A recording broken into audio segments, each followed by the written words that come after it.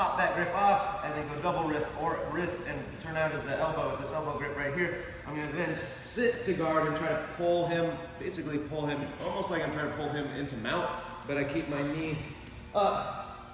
So instead, we end up in single leg X guard right here. So I just wanna pull him all the way over me. Worst case is he's running as you're pulling him and you just pull him way past you. Not the worst thing in the world, but that's about as bad as it can get. So he's probably going to resist to some degree, or maybe give you some momentum.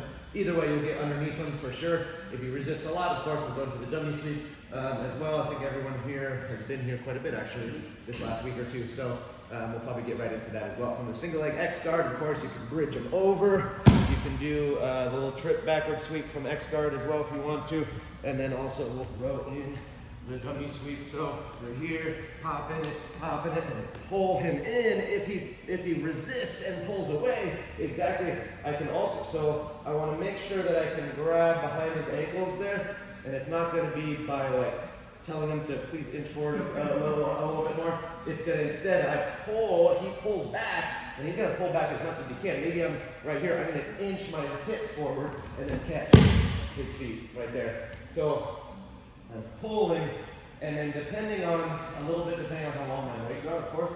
So you want to get some practice getting an idea of where that line is that you need them to cross to be able to pop behind those ankles. You can scoot your hips. So a lot of times, usually when I'm doing this one live, I am scooting my hips a little bit into them before I go into the dummy sweep right there. So we're here, pop. I'll go here. If you have shorter legs, this tends to be a little bit better because you're going to be a little closer to them with the elbow grip rather than the double wrist grip. Just on the side, if you have long legs, then double wrist is plenty. So either one can work. I'm pulling them in, and I'm either going right to single leg X guard, or if he really doesn't want me to get into his legs, which I'm totally fine with that being my plan A, get into his legs every single time, awesome. But if he really doesn't let me do that, boom, catch those ankles. Try to make some contact with one or both of those ankles as he goes down so that you can come up and beat him up, basically, so that he doesn't come up before you do. And then, beat him up. And then from there, you can, of course, do whatever you want to do from there, passing, all that good stuff, but just going for the sweep. So, gives me the strength of the rising sun, gives me the truth of the words unsung, and when the last bells ring, the poor men sing, bring me to kingdom come. My partner's standing, I'm already on the ground, no worries, maybe I can get a wrist grip, maybe not, doesn't matter too much. I'm going to look for inside position with my foot, outside position with my hand, and I'm going to try to tuck under and elevate and get into the single leg X. Or if we reset, that's if I can get most of his weight shifted to this leg. Or if he keeps this leg heavy, I'm just going to shoot underneath. So I never actually lifted this leg up with his, but I can still get to the same position. So I'm either going to slide underneath him if this leg is heavy, or if I can lift it up by shifting my weight towards the other leg, then I'll go like that shin entry and we'll end up in the same position. Sometimes when you get this position, they might come down to one knee to their other knee here, and this can make regular single leg X guard sweep pretty tough. It can make actually pretty much all of your X guard sweeps that you've been practicing pretty tough as well. There are some options. It is still possible to do this one if you're here on Wednesday in the gi, or even you can do no gi version. But generally the best option when they're on one knee, you can do this when they're off the knee as well, is to start going into the scooping right here. And let's say, he could come up off that knee at any time, but let's say he stays on that knee. I underhook right here. Generally, if I get single leg X guard or X guard and they go down to that far knee, I'm going to be looking to scoop under this leg as soon as possible. So now, from here, it's a very easy thing to just extend him away with my legs, which are pretty, compressed right now. So I think I've got a good amount of extension there, and I want to make sure I come up to this elbow as I extend away. So I'll do those two things at once. If I do one and then I try to come up to my elbow, it's going to be harder. So extend away, come up to the elbow, and then planting, up to the hand, safe stance like you did in the warm-up. I'll just try to put a pressure right here. Most likely it'll flop to the back. If they give me to that, I won't allow you to take that instead. let's say he starts in combat base. So this one is a good one to practice from combat base because this is a very common situation where you're on bottom or seated and someone is in a combat base. If they're on both knees, then what we were going over, I think it was last month, attacking triangle guards, attacking other sweeps and stuff like that. If they're on both knees, awesome option. Triangle guards are not triangles, and triangle guards are not super great if they're able to stay in this combat base because this does block a lot of my attacks from my hips up to his neck. But there's a lot of good stuff that I can do from this combat base. So first thing we're going to do is I'm going to frame so that he doesn't like immediately blast right through my guard or a knee slice pass or something like that. I'm going to frame right on the near side of his neck, clavicle, trap, right in that area. And then I'm going to look to find the ankle. And as I do that, notice what my left foot does. And now, if I don't get enough forward pressure from him, I'm just going to push and pull, and like the easiest sweep you'll ever get in your life is right there. And you'd be surprised how often I just get that. Just right here, boom. Now if we come back to this and the guy does not want to get swept like that, then I'm going to go shin to shin, shoot through, and we're just going to go into single leg X guard. Now again, from here, I'm going to look to scoop under and go to X guard, and extend him away, come up to my elbow, plant, and come up right here. So we can put a nice little, it's very similar to a lemma where either you sweep the guy with, before it was dummy sweep, now it's just like a, wasn't have a cool name, but we'll call this the kneeling dummy sweep, whatever. It's basically a ankle pick, like a really easy ankle pick essentially. So you can do that really easily if the guy doesn't give you a lot of forward pressure. If they don't want to get ankle pick and they pressure back into you,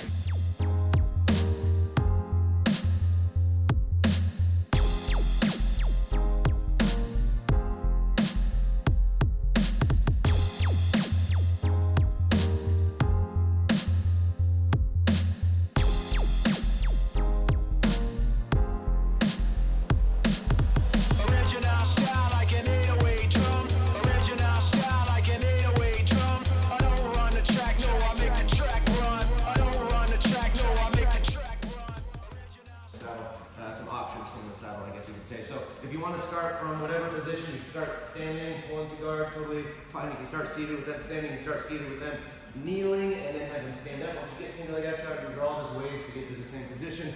But once we're here, boom, we got single leg X guard.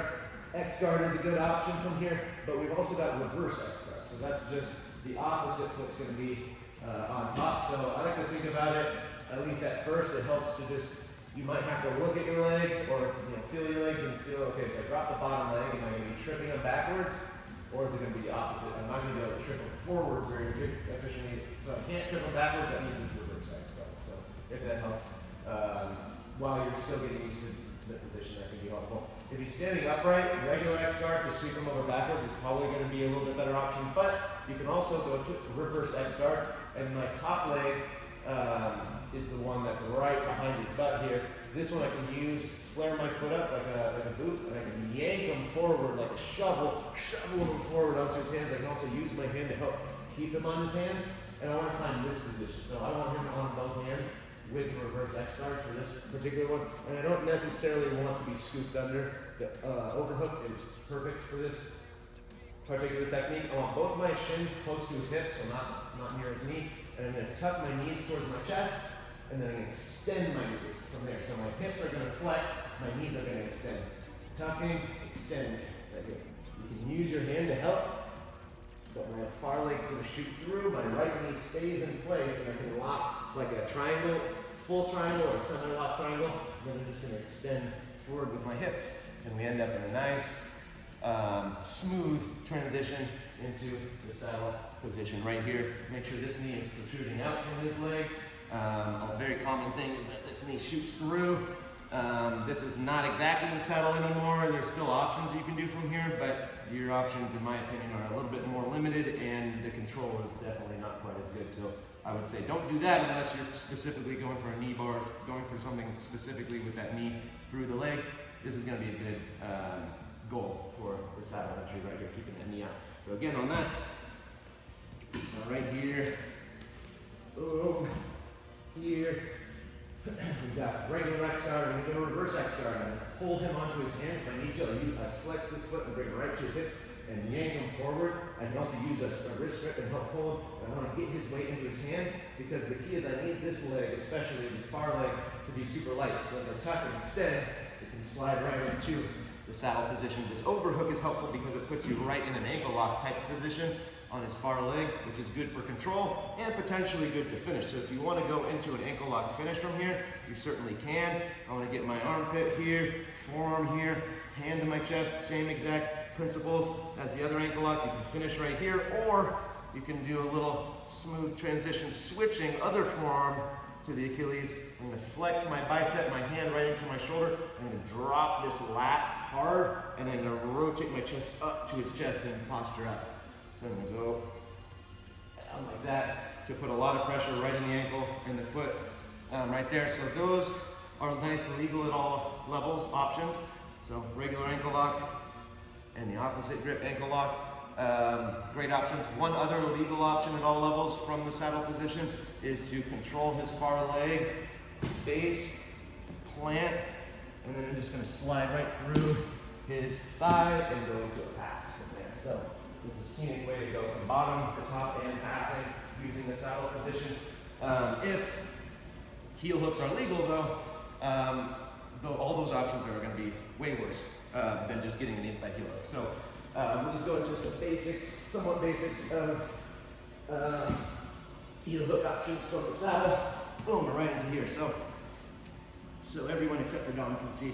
So from here, I want to definitely make sure I control this far leg. If he gets this far leg free, then he's out and he's escaping. That's why this ankle lock grip is helpful, even if you're not going for ankle locks, because he can't get that leg free. He can't be doing his running man escape out that way. So what we're going to do here is, it's actually nice for him to try to pull this leg out, because he'll be trying to pull it out. I'm going to guide it to the other side and pull it back in right here. So if I can do that, awesome.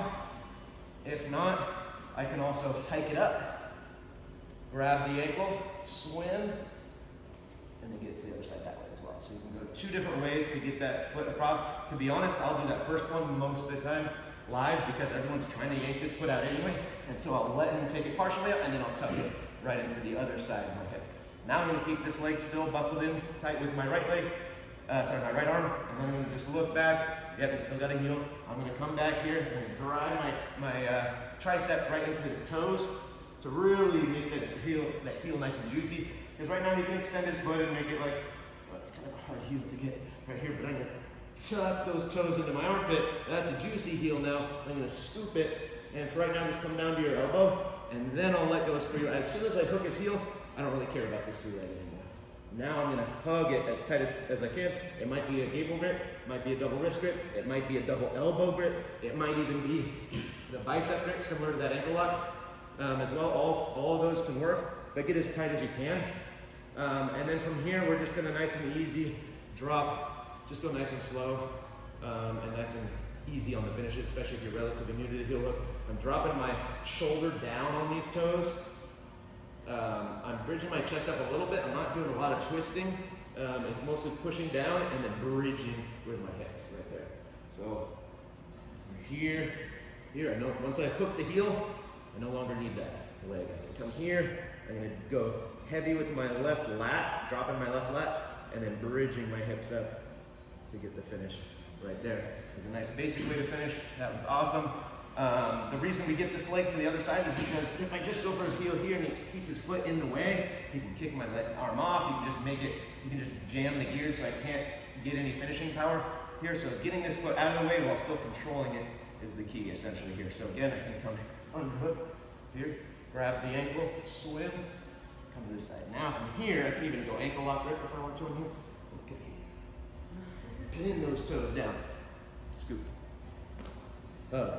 drop the lat, and bridge the hips. Go extra slow, especially at first when you're finishing those. Won't necessarily feel like a lot of pain for the guy on the end. It'll feel like building pressure in possibly the ankle, possibly the knee, possibly both. More likely the knee probably, but it's going to feel like a buildup of pressure as it gets pressured in and twisted. So keep an eye out for that essentially. And tap as early as you need to at first, and then if you get more and more comfortable with heel hooks, then you're more know what to expect with the feeling. Any questions on the entry to the saddle, or setup for the heel hook, or the finish on the heel hook, or the ankle locks, or anything like that? Yeah.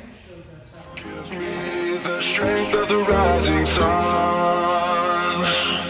Gives me the truth of the words unsung.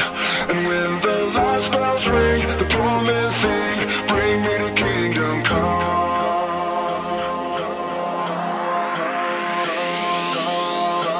Drop it like that.